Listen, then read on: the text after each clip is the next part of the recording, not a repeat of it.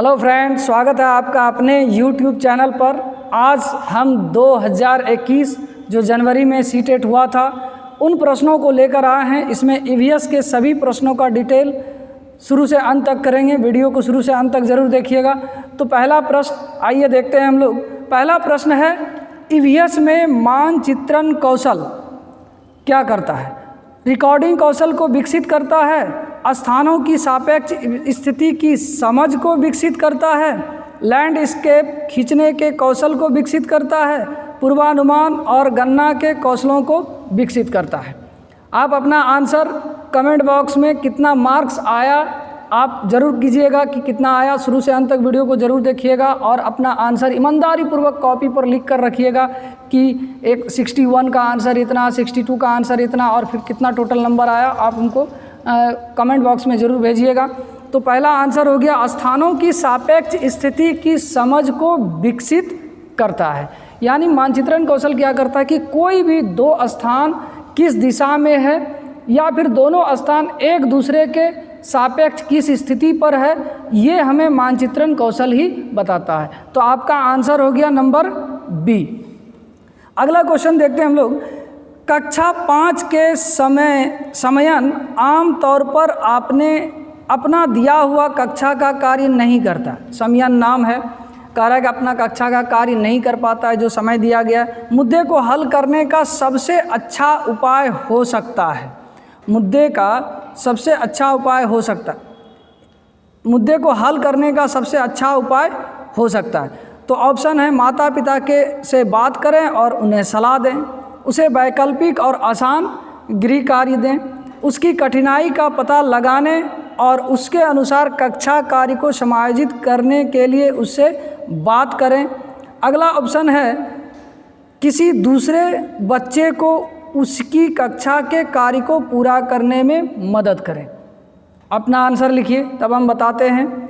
इसका आंसर हो जाएगा सी नंबर, उसकी कठिनाई का पता लगाने और उसके अनुसार कक्षा कार्य को समायोजित करने के लिए उससे बात करें। अगला प्रश्न है, मुस्कान ने परिवहन में डीजल वाहनों का उपयोग निषिद्ध होना चाहिए विषय पर एक वाद विवाद का आयोजन किया। मुस्कान के द्वारा इस विषय पर कक्षा में वाद विवाद के आयोजन का क्या उद्देश्य है? तो ऑप्शन आइए, ऑप्शन देखते हैं हम लोग। वह आधुनिक वाहनों के उपयोग के लाभों पर छात्रों को संवेदनशील बनाना चाहता है। यह इस मुद्दे पर छात्रों को कई दृष्टिकोण की सराहना करने में मदद करता है।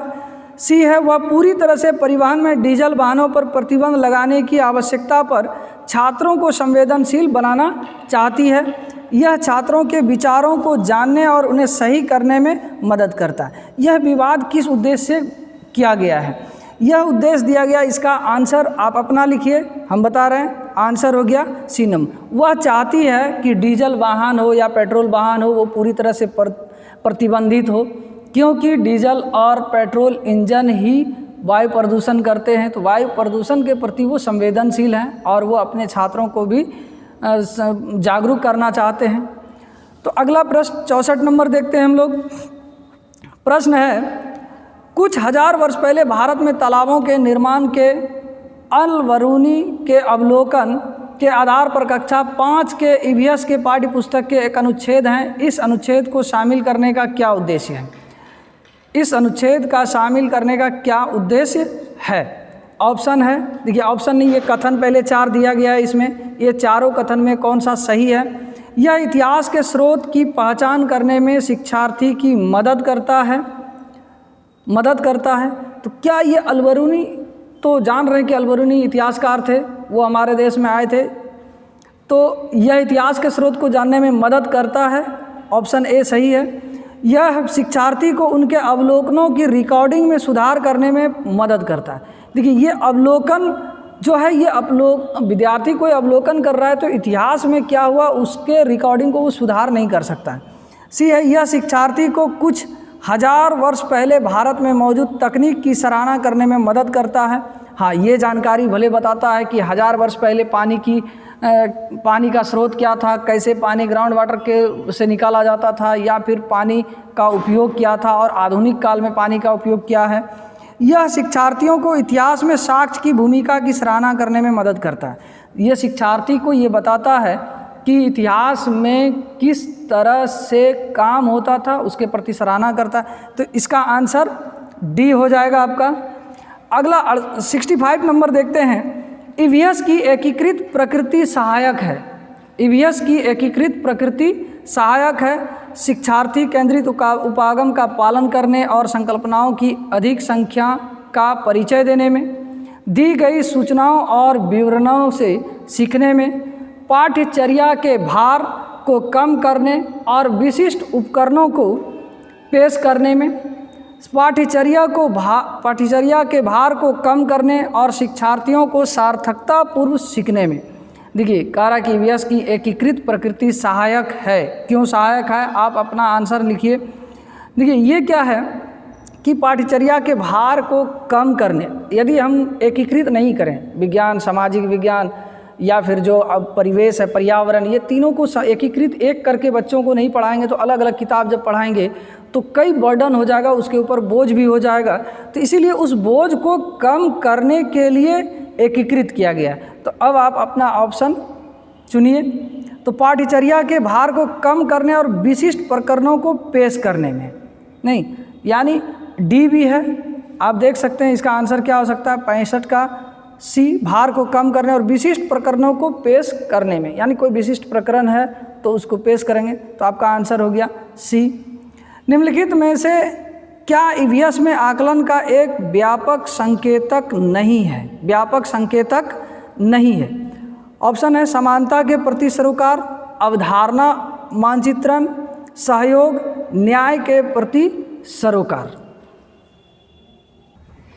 चलिए, आप अपना प्रश्न का आंसर दीजिए, तब हम बताएंगे कि ये ईवीएस में आकलन का व्यापक संकेतक कौन कौन है। आप चाहें तो उसको लिख सकते हैं। तो उम्मीद करते हैं आप अपना आंसर लिख लिए होंगे। तो आइए हम संकेतक को बता देते हैं क्या है। तो सबसे पहले तो इसका आंसर हो जाएगा अवधारणा मानचित्रण। अवधारणा मानचित्रण एनसीएफ 2005 जो यशपाल शर्मा के कमेटी से था, वो वाला तो था नहीं, यशपाल का, प्रोफेसर यशपाल का।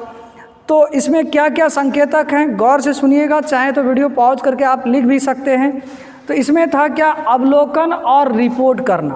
पहला अवलोकन और रिपोर्ट करना, दूसरा चर्चा करना, तीसरा अभिव्यक्ति, चौथा व्याख्या, पांचवा वर्गीकरण, छठा प्रश्न करना, सातवां विश्लेषण, आठवां प्रयोग करना, नवां न्याय और समानता के प्रति सरोकार, नवां हो गया, 10वां सहभागिता। तो इतने चीज़ हैं एनसीएफ 2005 के द्वारा ईवीएस में आकलन का संकेतक। तो इसमें आपका समानता के प्रति सरोकार तो सुन लिए, अवधारणा मानचित्रण नहीं आया, सहयोग है, न्याय के प्रति भी सरोकार है, यानी समानता के प्रति सरोकार और न्याय के प्रति सरोकार भी है। तो इसका आंसर हो गया आपका सी नंबर। आइए अगला प्रश्न देखते हैं हम लोग। अगला प्रश्न है, पर्यावरण अध्ययन में प्रश्न करने को एक युक्ति के रूप में उपयोग किया जाता है। पर्यावरण अध्ययन में प्रश्न करने को एक युक्ति के रूप में प्रयोग किया जाता है या उपयोग किया जाता है। ऑप्शन ए, नियमों के पालन के बढ़ावा देने के लिए, कक्ष में जिज्ञासा को बढ़ाने के लिए, अनुशासन को बनाए रखने के लिए, ध्यान खींचने के लिए। अपना आंसर लिख लीजिएगा। तो 67 का आंसर क्या हो जाएगा आपका, बी हो जाएगा। यानी हम जो प्रश्न करते हैं, प्रश्न करने से क्या होता है कि बच्चों में जिज्ञासा की प्रवृत्ति बढ़ जाती है, और कक्षा में जब कोई एक शिक्षक प्रश्न करता है तो छात्रों में ये जिज्ञासा होने लगता है कि इसका आंसर क्या हो सकता है, रुचिपूर्वक वो ध्यानपूर्वक सुनने लगता है। तो आइए अगला प्रश्न देखते हैं हम लोग।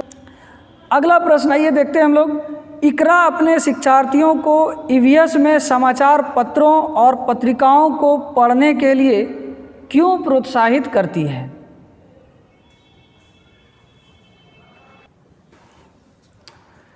आइए 68 नंबर का प्रश्न देखते हैं हम लोग। अपनी कक्षा में 50 से अधिक छात्रों के साथ वानी उन्हें एक ऐसी गतिविधियों से जोड़ना चाहती है जिसमें सीखने को बढ़ाने के लिए अधिकतम संख्या में इंद्रियां शामिल हो। निम्न में से कौन सा क्रियाकलाप उपरोक्त कार्य के लिए ठीक रहेगा।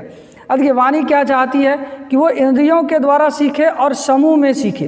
तो इंद्रियों के द्वारा जब समूह में सीखेगा तो सबसे बेस्ट इसमें आपका आंसर समूह चर्चा को प्रोत्साहित करना भी हो सकता है, लेकिन सबसे बेस्ट हम लोग जानते हैं कि ईवीएस का भ्रमण विधि सबसे उत्तम विधि होती है। तो जो समूह में हम ले जाएंगे भ्रमण कराने तो वहाँ पर अपनी इंद्रियों के माध्यम से उसको किसी भी चीज़ का, किसी भी ज्ञान का अनुभूति होगा। तो आपका आंसर हो गया नज़दीक के स्थान के लिए क्षेत्र भ्रमण का आयोजन करना। 69 नंबर क्वेश्चन देखते हैं। इकरा अपने शिक्षार्थियों को ईवीएस में समाचार पत्रों और पत्रिकाओं को पढ़ने के लिए क्यों प्रोत्साहित करती है। इकरा एक शिक्षक है, वो चाहती हैं, शिक्षिका हैं, चाहती हैं क्या ईवीएस को हम समाचार पत्रों, यानी वो क्या कर रहा है स्थानीय को नहीं, चलिए बाद में बताएंगे, पहले आप ऑप्शन सुन लीजिए, अपना आंसर लिख लीजिएगा। तो पहला ऑप्शन है ये शिक्षार्थियों को स्वतंत्र बनाने में सहायता करते हैं। ये शिक्षार्थियों, नंबर बी, ये शिक्षार्थियों को प्रतिस्पर्धी बनाते हैं। ये मनोरंजक साधन उपलब्ध कराता है। ये शिक्षार्थियों को उनके अपने संसार से जुड़ने में सहायता करते हैं। अपना आंसर पहले लिख लीजिएगा, क्या आंसर हो सकता है।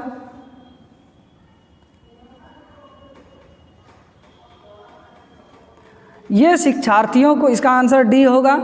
ये शिक्षार्थियों को उनके अपने संसार से जुड़ने में सहायता करते हैं। यानी ईवीएस का एक सूत्र होता है स्थानीय से वैश्विक स्तर पर।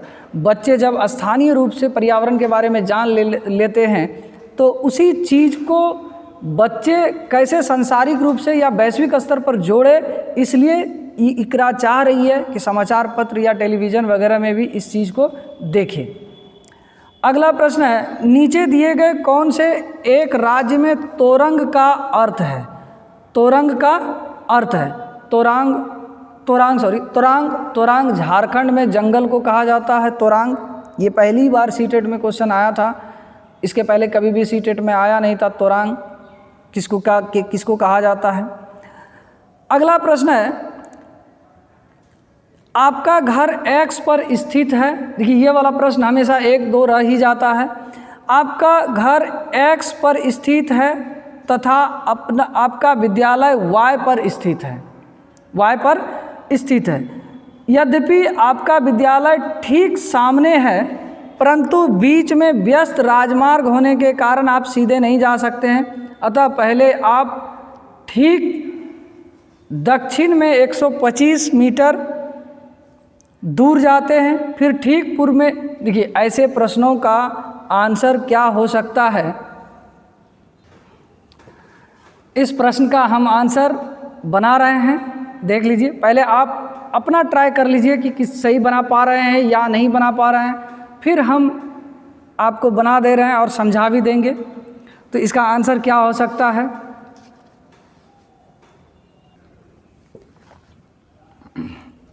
बन गया, नहीं बना तो चलिए आपको बनाते हैं। आप देखिए स्क्रीन पर और समझिए। आइए अगला प्रश्न हम लोग देखते हैं। आज हम मिर्ची के बिना भोजन की कल्पना भी नहीं कर सकते हैं। इसे व्यापारी हमारे देश में लाए थे। हमारे देश में लाए थे कहाँ? दक्षिण अमेरिका से, दक्षिण अफ्रीका से, अफ़गानिस्तान से, इंग्लैंड से। तो मिर्च हमारे देश में दक्षिणी अमेरिका से आया था। तो हम कुछ ऐसे खाद्य पदार्थ का नाम बता रहे हैं, आप चाहें तो नोट कर सकते हैं। ये हमारे देश में बाहर से आया था। तो उत्तरी पश्चिमी एशिया से गेहूं और चना आया था। दक्षिणी अमेरिका से आलू, टमाटर, मिर्च, मूंगफली। फिर मैक्सिको से मक्का हमारे देश में आया था। जब ये लोग व्यापारी थे, जब हमारे देश में आते थे तो वहाँ जो भी फसलें उगती थी यहाँ नहीं उगती थी, या यहाँ जो उगते थे वहाँ नहीं उगते थे। तो ये आने जाने से, यात्रा के दौरान में ये आदान प्रदान हुआ। तो यूरोप से मटर और गोभी, चीन से, यही वाला प्रश्न आपका आया था। टमाटर, मिर्च, मूंगफली, अमरूद, ये दक्षिण अमेरिका से था। मैक्सिको से मक्का, मौसे मैक्सिको, मौसे मक्का, ये से भी याद रख सकते हैं। यूरोप से मटर और गोभी, चीन से सोयाबीन, अमेरिका से पपीता, अफ्रीका से कॉफ़ी, बाजरा, भिंडी, पुर्तगाल से तंबाकू। तो इनमें से एक प्रश्न तो हमेशा रहेगा, आप इसको नोट कर लीजिए। आइए अगला प्रश्न देखते हैं हम लोग। कोई लड़का नागरकोइल से मडगांव जाने के लिए 4 जून 2020 को किसी रेलगाड़ी में सवार हुआ। यह रेलगाड़ी 22:30 बजे नागरकोइल से चली और 6 जून 2020 को 4:30 बजे मडगांव पहुंची। यदि इस समय अंतराल में रेलगाड़ी ने 1145 किलोमीटर दूरी तय की तो रेलगाड़ी की औसत चाल लगभग क्या थी? तो आप औसत चाल बराबर दूरी बटे समय होता है, तो पहले आपको दूरी निकालना है, फिर समय निकालना है। आपका ऑप्शन दिया हुआ है। अब आप इसको पहले ईमानदारी पूर्वक दूरी निकालें, फिर समय निकालें और फिर इस फॉर्मूला पर बैठाकर आप अपना आंसर निकालें और फिर इनसे मिलाइएगा जो हम अभी आंसर बना के सबमिट कर रहे हैं।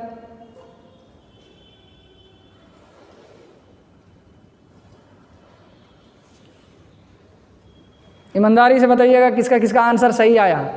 तो चलिए आइए हम लोग अगला प्रश्न देखते हैं। नीचे दिया गया कौन सा कथन मधुमक्खियों और छत्तों के विषय में सही नहीं है?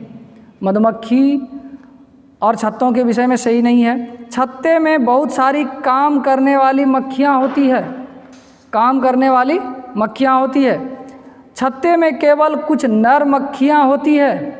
सी ऑप्शन है, प्रत्येक छत्ते में एक रानी मक्खी होती है जो अंडे देती है। नर मक्खियाँ छत्तों के लिए अत्यंत महत्वपूर्ण होते हैं। इसमें पूछ रहा है कि कौन आपका आंसर गलत है। इसका आंसर कौन सा गलत है? तो देखिए, छत्ते में बहुत सारी काम करने वाली मक्खियाँ होती है जिसको मजदूर मक्खी या लेबर मक्खी कहा जाता है। छत्ते में केवल कुछ नर मक्खियाँ होती है, कुछ नर मक्खियाँ होती है, वो उसका कोई काम नहीं होता है, सिर्फ जो है रानी मक्खी के साथ प्रजनन करना होता है, इसके अलावा उसका कोई काम नहीं होता है। प्रत्येक छत्ते में एक रानी मक्खी है जो अंडे देती है, ये अंडे देने का काम रानी मक्खी का होता है। चौथा है, नर मक्खियाँ छत्ते के लिए अत्यंत महत्वपूर्ण होती है। नर मक्खी का कोई दूसरा काम नहीं, बस सेक्सुअल रिलेशन बनाना, उसके अलावा उसका कोई काम नहीं होता है।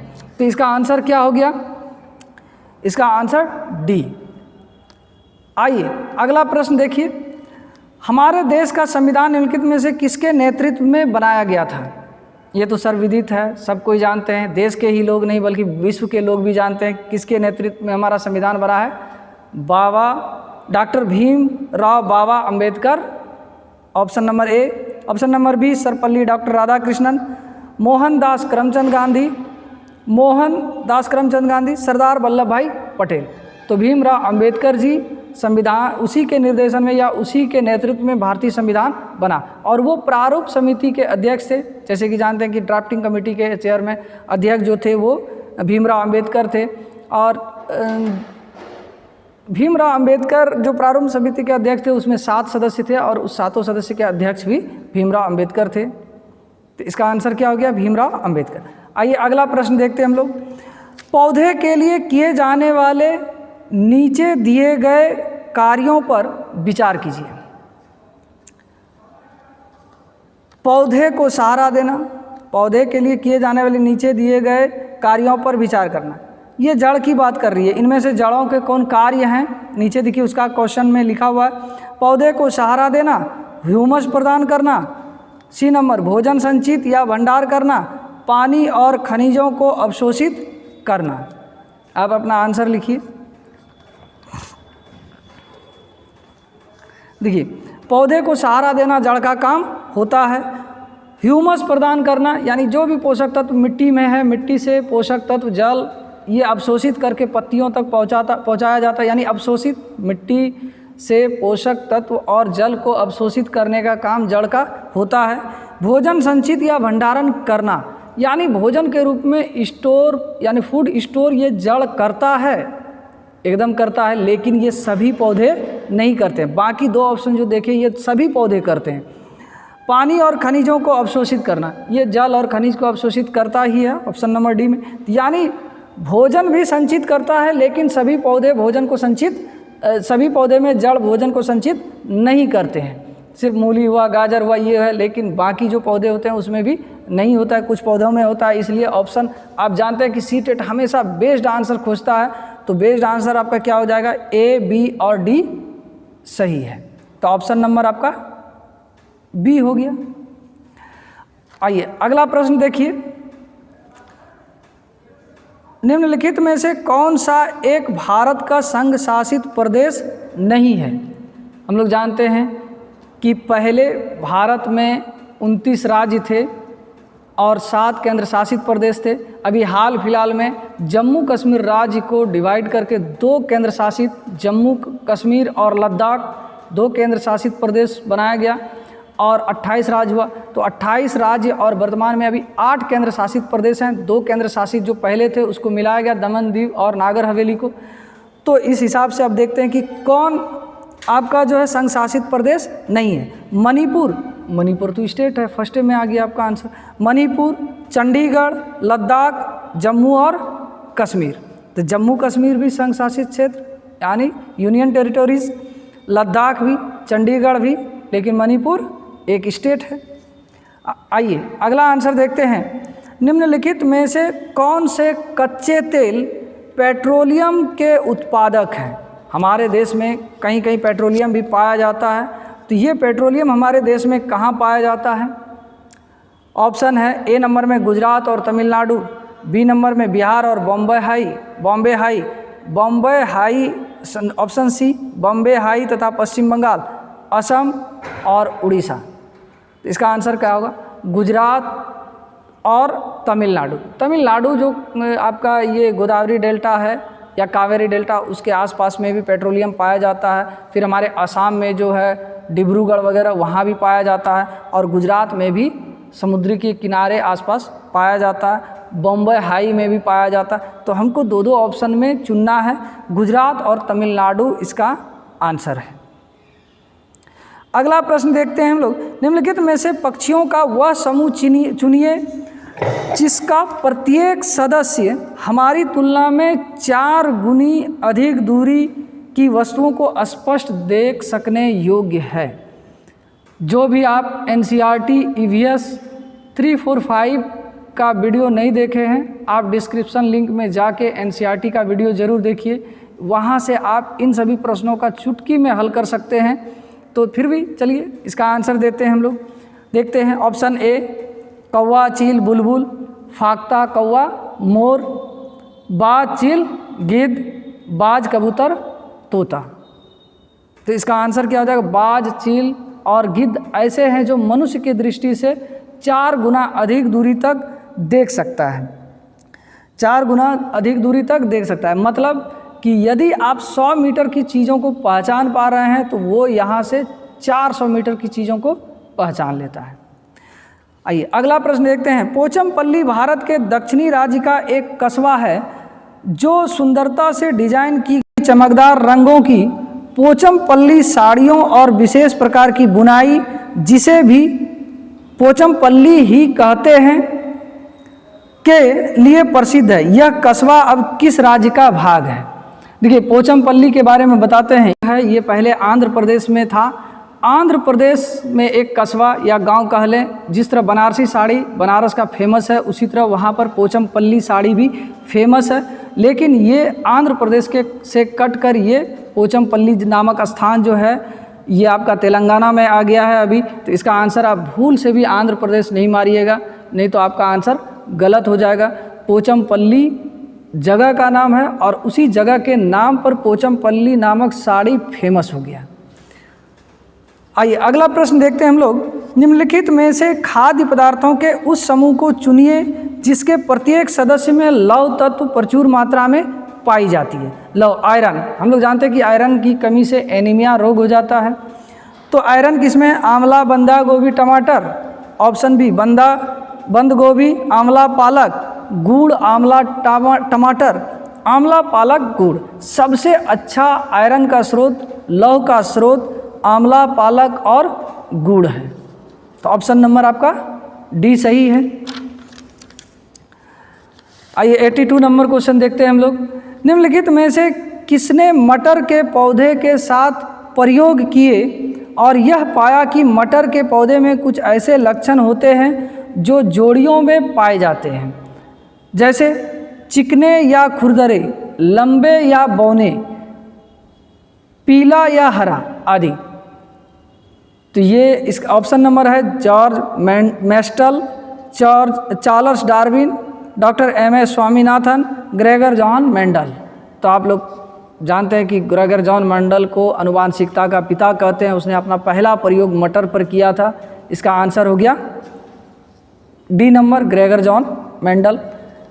अगला प्रश्न है, नीचे दिए गए किसी एक राज्य के ग्रामीण लोग अपने ढालू छत वाले लकड़ी के मकान पर मजबूत बांस के खंभों पर धरती से 3 से 3.5 मीटर की ऊंचाई पर बनाते हैं। देखिए ये प्रश्न कहीं कभी कभी मीटर में दे देता है, 3 से 3.5 मीटर, और कहीं कहीं 10 से 12 फीट ऊंचे मकान पर बनाया जाता है। देखिए जहाँ पर बहुत ज़्यादा बारिश होती है, बारिश की पानी होती है, वहाँ क्या होता है कि आप एनसीईआरटी वाला वीडियो ज़रूर देखिएगा, ये सब हम बताए हुए हैं उसमें।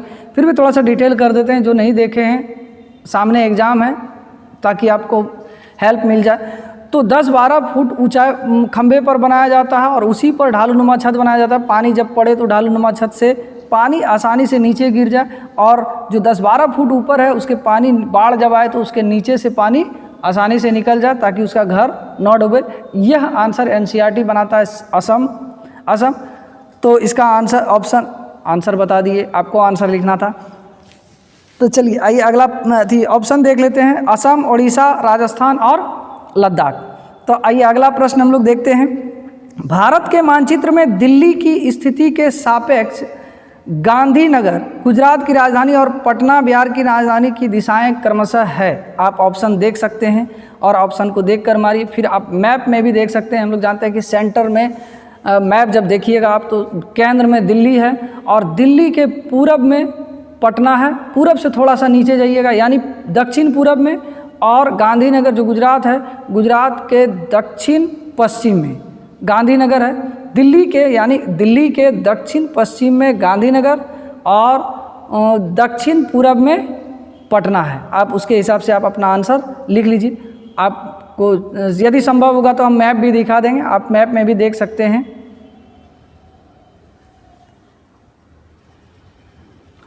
आइए अगला प्रश्न हम लोग देखते हैं। आप एक एकीकृत ईवीएस कक्षा के लिए कैसे योजना बनाएंगे? आप एक एकीकृत ईवीएस कक्षा के लिए कैसे योजना बनाएंगे?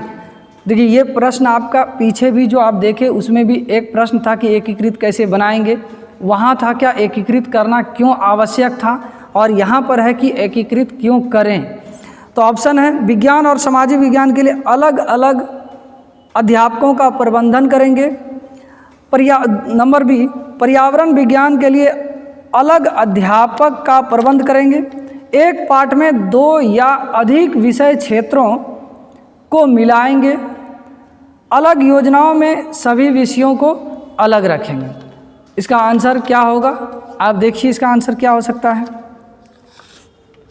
इसका आंसर हो गया सी नंबर, एक पाठ में 2 या अधिक विषय क्षेत्रों को मिलाएंगे। एकीकृत करने से क्या होगा, किसी एक पाठ में है तो उसमें 1 से 2 विषय को मिलाकर एकीकृत करके बच्चों को पढ़ाएंगे तो एक तरह से कहें कि होल ज्ञान होगा, संपूर्ण ज्ञान होगा उसको। जैसे मान लिया जाए कोई भोजन टॉपिक है और उस भोजन टॉपिक में हम यदि भोजन अलग अलग परिवेश के लोग अलग अलग कर रहे हैं तो वो सामाजिक अध्ययन का भाग हो गया। फिर भोजन का पाचन कैसे होता है या भोजन में कौन कौन से पोषक तत्व हैं उसको बता रहे हैं तो विज्ञान का पाठ हो गया। तो यानी कई विषयों को एक टॉपिक में जोड़कर जब बताएंगे तो यही चीज़ कहलाता है एकीकृत, ताकि बच्चे एकीकृत रूप में सीख सके। यानी जो भी टॉपिक है, जो भी पाठ है उसके बारे में उसको संपूर्ण ज्ञान हो।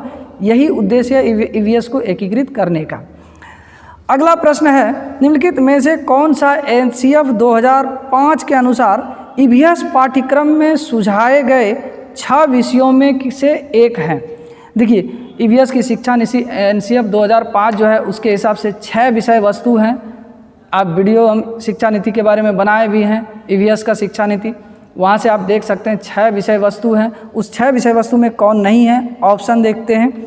चीज़ें जो हम बनाते और करते हैं, चीज़ें कैसे काम करती है, सी नंबर में पदार्थ, डी नंबर में प्राकृत संसाधन। तो ये कौन एक हैं? तो चीज़ें जो हम बनाते और करते हैं ये वाला है। तो 6 हम बता देते हैं, आप उसको लिख सकते हैं।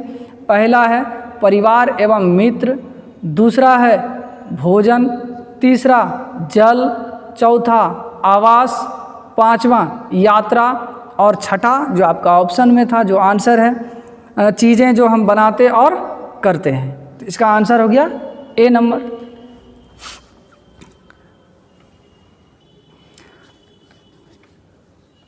आइए अगला प्रश्न 87 नंबर देखते हैं हम लोग। उपाख्यान अभिलेखों में क्या नहीं दर्ज करना चाहिए? देखिए ऑप्शन में नहीं दे दिया, थोड़ा सा इस पर गौर कीजिएगा। हम लोग जानते हैं कि सीटेट हमेशा कौन नहीं है, कौन असत्य है, इसके अलावे पूछता है क्या फलाना चीज़ ऐसा ऐसा है, सिवाय मतलब भी वो नकारात्मक आंसर ही खोज रहा है, नहीं वाला ही खोज रहा है। तो ये सब पे गौर कीजिएगा। तो कौन सा नहीं है? मुख्य रूप से समस्याग्रस्त स्थितियों की पहचान करना, बी नंबर में निर्णय वाले कथनों को लिखना, मजबूतियों और कमजोरियों की पहचान करना, डी में है बच्चों की रुचियों और संबंधों आदि की पहचान करना। देखिए बच्चों की रुचियों और संबंधों की पहचान करना तो ये 1 नंबर में है, सही बात है। तो डी नंबर इसका आंसर क्या हो जाएगा? ए नंबर, यानी ए, बी और सी जो है ये सही उपाख्यान के द्वारा नहीं है। अगला प्रश्न है स्मिता अपने शिक्षार्थियों को कार्य से संबंधित लैंगिक विषमता और रूढ़िवादी छवियों के प्रति संवेदनशील करना चाहती है। स्मिता को निम्नलिखित में से अपने कक्षा में क्या करना चाहिए? देखिए संवेदनशील बनाती है कि बच्चे लैंगिक भेदभाव ना करें, रूढ़िवादी न बने। तो एक शिक्षिका क्या कर सकती है इसके लिए? ऑप्शन आप देख सकते हैं। ऑप्शन है पहला, केवल लड़कों से प्रतिदिन कक्षा को साफ करने को कहें, ये तो लैंगिक भेदभाव हो गया। एक छात्रा की मां को कक्षा में आमंत्रित करें जो ऑटो चालक है। रूढ़िवादी मॉडल को छात्रों को प्रस्तुत करें। विभिन्न आकार, नंबर डी है विभिन्न आकार के कार्यों को फ्लैश कार्ड दिखाएं। तो देखिए इसका आंसर क्या होगा कि जब एक गलत धारणा यानी रूढ़िवादी हो या लैंगिक भेदभाव बच्चे नहीं करें, इसके लिए जो मतलब पिछली पायदान पर लोग हैं, जैसे मजदूर हो जाए, रिक्शा चालक हो जाए, इन लोगों को जब हम कक्षा में लाएंगे और दिखाएंगे तो सभी के मन में एक संवेदनशीलता बढ़ेगी कि अलग अलग लोग जो हैं अलग अलग कार्यों को करते हैं और इससे लैंगिक भेदभाव और रूढ़िवादी नहीं होना चाहिए। नहीं यानी ऑटो रिक्शा अधिकतर हम लोग देख लेते हैं चला रहा है कौन? जेंट्स चलाते हैं, पुरुष चलाते हैं, लेकिन जब वो उसको बुलाएंगे तो बच्चे में ये ज्ञान आएगा कि लड़कियां या महिलाएं भी ये सब काम कर सकती है, सभी काम कर सकती है। अगला प्रश्न है पुनीत ने अपनी कक्षा 5 के शिक्षार्थियों को मानव शरीर की एक रूपरेखा दी और उन्हें भोजन विषय पढ़ाने से पहले पाचन तंत्र को पढ़ाने को कहा। पुनीत चाहता था अच्छे ड्राइंग कौशलों वाले शिक्षार्थियों की पहचान करना। बी नंबर पाचन की प्रक्रिया पर शिक्षार्थियों का मूल्यांकन करना। सी नंबर परीक्षण करना कि शिक्षार्थी नामांकित आरेख बना सकता है या नहीं। डी में है पाचन से संबंधित शिक्षार्थियों के विचारों को प्रदान करना। इसका आंसर क्या होगा? पाचन से संबंधित शिक्षार्थियों के विचारों को प्रदान करना, आपका आंसर डी हो जाएगा। यानी चलिए लास्ट प्रश्न हम लोग देखते हैं, टाइम भी बहुत ज़्यादा